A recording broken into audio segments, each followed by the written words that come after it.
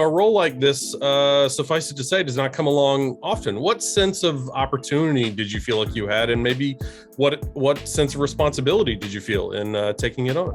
I've never been the lead of a big movie like this before. So there's that, which is kind of an obvious responsibility, but also the responsibility of representation.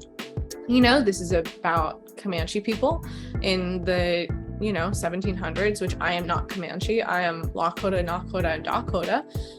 So I also come from Plains people, but it was important to me to represent their people as well as I could, and because ultimately, like, they're the ones that this is about. They're the ones that this reflects on. Also, just having a movie like this have a female lead and specifically, an Indigenous female action hero, I think is huge. And I can't think of another one, before this. So it's an amazing thing that we get to now have a character that, as Indigenous women, we can look at and feel like we relate to, and that reflects and represents us in a way that we can be proud of. Were there any cultural traditions that were baked into the story, or that these characters practiced, that you were specifically unfamiliar with, or that you needed to sort of learn about before you took the role? I learned a lot about how similar our cultures really are and a lot of things that we share.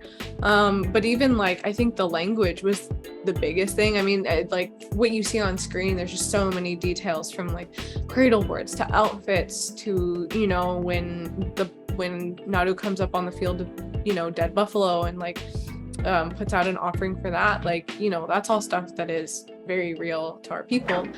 So having to do an entire movie in a language that I don't speak was definitely a challenge and very exciting.